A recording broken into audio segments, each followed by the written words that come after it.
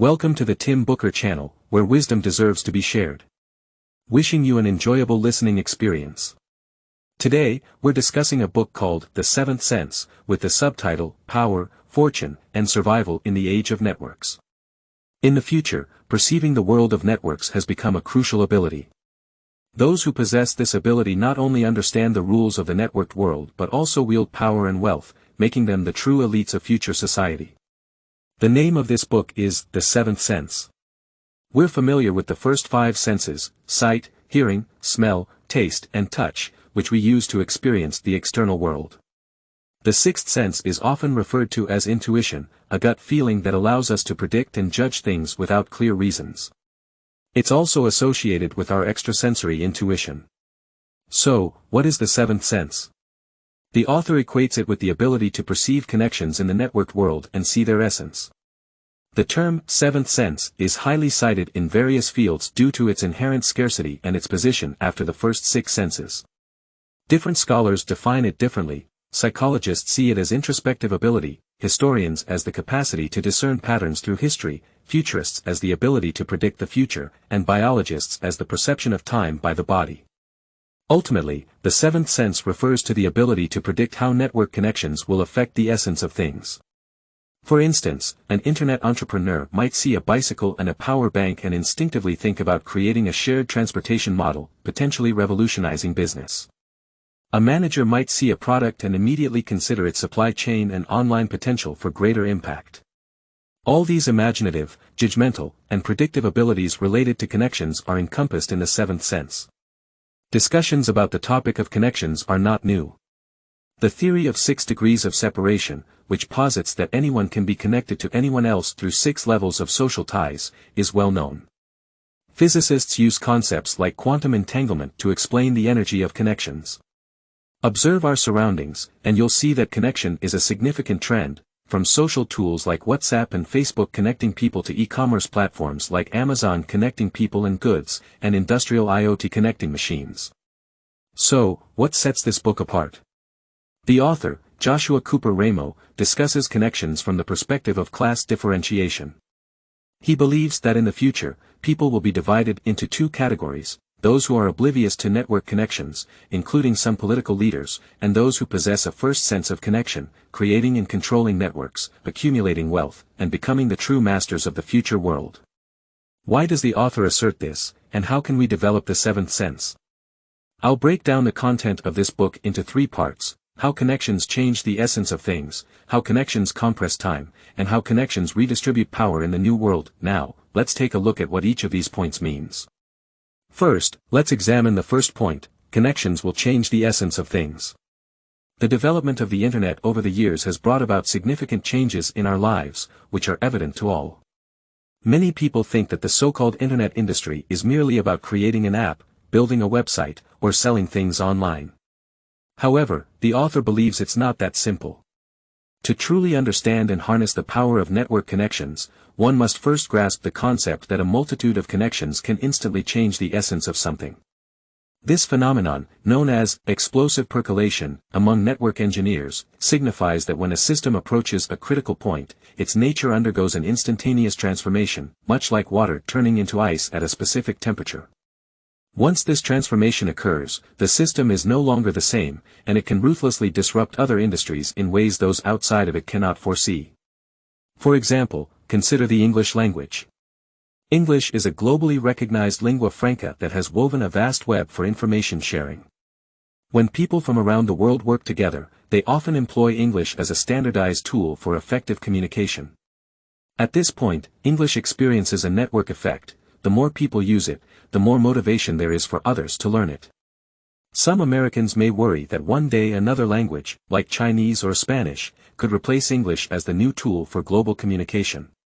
However, this head start effect, once firmly established, is challenging to alter. With so many countries and people using English, a sudden shift to another language would be difficult for many to accept and enact. Yet, from a network perspective, changes to the status of English seem to be just a moment away with the emergence of new real-time translation tools. With such a tool, English's central position could evaporate one day. People would no longer need to invest considerable time and effort in learning a new language. they could simply speak their own language and communicate with anyone worldwide, effectively leveling all languages and removing communication barriers. Who would have thought that English's fate wouldn't be overturned by another language but rather by intelligent translation computers created by network engineers? The cascading effects of such disruptions are beyond the comprehension of most people today. For instance, when the importance of learning a foreign language diminishes, what will individuals do with their newfound spare time and energy? It's highly likely that learning computer languages, like programming, will become the mainstream skill. As more people engage in computer development and programming, the fields of computing and artificial intelligence will experience explosive growth and, in turn, disrupt existing industries. The speed of these transformations is bound to increase. Consider another example: network connections have rendered traditional macroeconomic control measures ineffective. Take the 2008 financial crisis as an example. During that period, the United States experienced deflation, causing prices to plummet. Even though goods became remarkably inexpensive, people were reluctant to spend. One reason was that many lacked the means, but another reason was the anticipation of even lower prices in the future. So, how do you solve this dilemma? Traditionally, injecting a large amount of capital into the market to stimulate consumption would be the approach. That's precisely what happened with the launch of the quantitative easing program, pushing significant sums into the market and expanding the U.S. monetary base from $800 billion to $4 trillion. With all this money entering the market and people having more money in their pockets due to low interest rates, one would expect consumption to pick up. However, the reality was that prices remained relatively stable, and consumption stagnated. Why did this happen? The answer lies in many economists overlooking the effects of the network. In 2008 to 2009, the internet industry was booming, and global trade saw a high degree of interconnectedness. Global trade, data, and financial networks were simultaneously doing two things. Firstly, they were concentrating wealth, with the rich becoming richer and the poor becoming poorer in this wave. Wealthy individuals, compared to the middle class, often have lower consumption desires and the ability to store their money. For instance, if you gave a billionaire $1, they would probably save it, while a young middle-class teacher might spend it. Quantitative easing primarily benefited these wealthy individuals because they usually have better credit, are more willing to engage with networks, and participate in global division of labor, making them the biggest beneficiaries of the policy. Secondly, networks expanded supply significantly. Markets typically adjust prices by rebalancing supply and demand. For instance, a child selling lemonade on a hot day may charge higher prices than on a rainy day. However, the stimulation brought about by quantitative easing resulted in much of the investment flowing overseas, leading to factories sprouting up worldwide and creating an oversupply situation. In addition, many job positions were outsourced abroad, further contributing to the economic challenges faced by the American middle class, which already had limited job opportunities. It's akin to having an abundance of lemonade suddenly appearing on the beach, making it difficult for American prices to rise.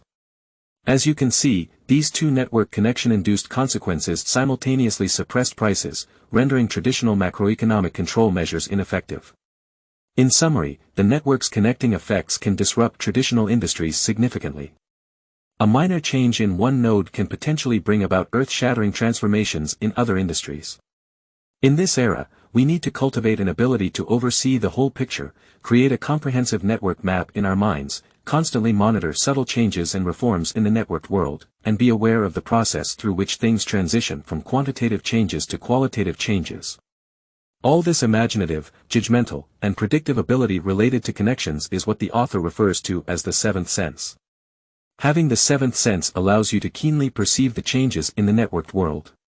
Remember, these subtle changes could be your sources of threats or opportunities. Now, let's discuss the second point: connections will compress time. If we were to travel back to an era without the internet and compare it to the present, what do you think the most significant difference would be? You might think of many examples, such as more convenient shopping, easier access to information. However, the author argues that these are surface phenomena. The most significant difference brought about by the internet is the compression of time, and this is immensely important. Throughout most of human history, the struggle for power primarily revolved around the control of space and territory. The majority of wars, both invasions and defenses, were fundamentally about this. So, why did people strive to control territory? It's because controlling land equated to controlling people, which, in turn, meant possessing wealth and power. However, with the advent of the internet, things changed.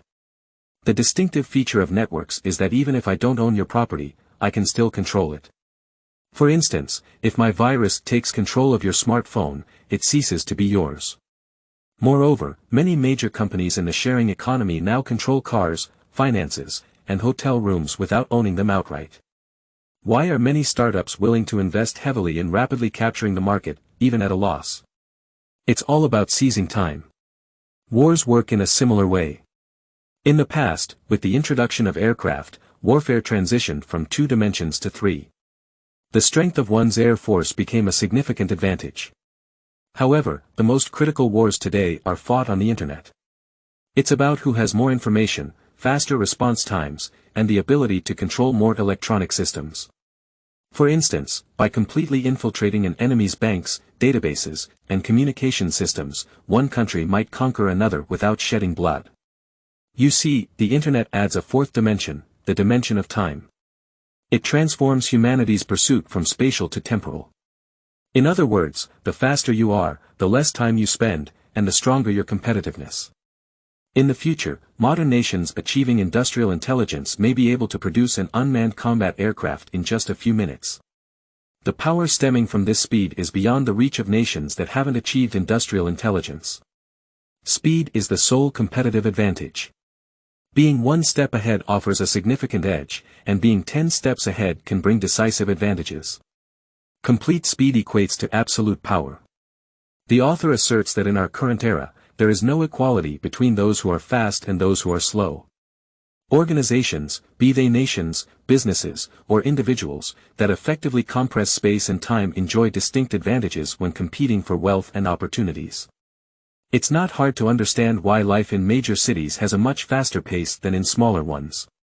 In large cities, resources are limited, and competition is fierce, driving individuals to pursue speed as an implicit goal. Furthermore, the author believes that the network has not only compressed time but also shortened the learning path for acquiring knowledge. For individuals, learning knowledge and skills online has become increasingly convenient. As long as you're willing to put in the effort, you can find relevant knowledge in almost any field. In simpler terms, with just a pair of headphones and a mobile app for audio courses, you can access a wide range of learning materials. On a more complex level, knowledge related to fields like computer coding and mobile app development is readily available. As a result, those who possess the ability to self-learn and effectively utilize online learning resources can continually enhance their knowledge and skills, ultimately gaining a stronger competitive edge in society. In summary, I believe the ultimate purpose of the internet is to compress time. Regardless of external technological changes, the core objective remains: achieving more in less time, satisfying more desires, consuming fewer resources, and doing more within a limited time frame, leading a more exciting life. People's desire to save time, their thirst for speed, and their drive for efficiency are boundless. Embracing the trend of the internet is the only way to secure a place in the world of the future. Now, let's talk about the third point: connections will lead to the redistribution of power in the new world. In the past, we often believed that those who possessed more power and wealth also wielded more influence. However, the author suggests that in the future, this hierarchy might undergo a transformation. In the future, those who can wield more influence will have more power and wealth. Why does the author make this assertion? It's because in the age of networks, an organization's influence can be converted into power and wealth. Take Twitter, for instance. When it has billions of users, it naturally gains the ability to generate revenue and shape public opinion. So, what kind of organization can attain such influence? The author argues that only those who dominate the top resources in a particular field can. In other words, within a specific domain, you must be number one to have a chance. Being second offers no opportunity. The amplification effect of top resources is a prominent feature of the business network.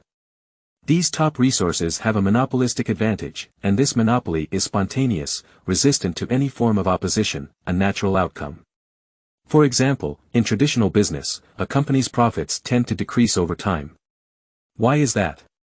It's because as more competitors enter the market is divided indefinitely. Maybe the market leader is slightly stronger, but compared to the second player, the difference is not substantial. For instance, when Henry Ford invented the automobile, he had virtually no competition at first and made substantial profits. However, this monopoly didn't last long, as other competitors entered the market. Companies like Dodge, Chrysler, and numerous new automakers emerged. Ford's profits began to decline steadily, and eventually, automakers from other countries joined the competition, like Japan, China, South Korea, and India, further eroding profits. This is the destiny of the traditional business model. But internet-based companies operate differently. Once a top resource on the internet establishes its position and captures the largest market share, its advantage gradually widens the gap between itself and competitors. Latecomers have no chance to catch up. Take, for instance, Microsoft's development of the Word document. Initially, it might have cost millions of dollars, and Word might not have been the best office software. However, once it gained widespread use, it became nearly impossible for anyone else to enter that field. You might think, okay, I don't use Word, but the person I need to share files with uses it, so I'll have to convert the file format. What a hassle. The easiest thing to do is simply use what everyone else is using. The network effect of top resources is everywhere. When your friends are all using the same software, it's challenging to stand alone. That's why Windows operating systems run on 90% of computers globally, why Google claims a 65% market share, and why Facebook connects 2 billion users. The companies that are better, faster, occupy the top market share. Once they establish a slight advantage, their strength gradually increases because they can attract more talent and acquire more resources. Furthermore, there's one more thing that continuously provides them with a competitive edge: top resources can access more data. We know that artificial intelligence becomes intelligent due to continuous feeding and optimization with big data. For example, Google's artificial intelligence system, TensorFlow, was released in 2015 and declared open source. Many people didn't understand this move. It seemed like Google was giving away its technological secrets. However, Google's strategy was clear: the more users employed this system, the smarter Google's system would become, in turn attracting more users. In summary, in the online world, connections can lead to influence, and influence can be converted into power and wealth. In the new era, power will be redistributed. Those who can create more connections will be the power bearers of this era, whether they are businesses or individuals. In this age, building your personal brand and shaping your influence are of utmost importance. In summary, this book has provided us with an overview of the changes and impacts that network connections have brought to our era. The author's concept of the seventh sense refers to people's ability to predict the impact of network connections on the essence of things. We've covered 3 main sections discussing the characteristics and significance of connections. 1. In the first part, we explored how connections can change the essence of things. This phenomenon, referred to as explosive percolation by network engineers, occurs when a system approaches a critical point, leading to a sudden transformation of its nature and impacting other industries. This impact often takes those in other fields by surprise. 2. The second part highlighted how connections lead to the compression of time. The author argues that the ultimate goal of networks is to compress time, regardless of external technological changes. The core objective remains to satisfy more desires in less time, using fewer resources to accomplish more. 3. The third part discussed how connections bring about the redistribution of power in the new world. Network technology has the potential to disrupt many traditional industries. In the future, only businesses that acquire more connections and wield greater influence will thrive. That concludes today's content. Congratulations on completing another book. We appreciate your support and attention. Please subscribe to the Tim Booker Channel audiobook channel. Like and share with your family and friends. Wisdom is worth spreading, opening the door to a brighter future. Thank you, and goodbye.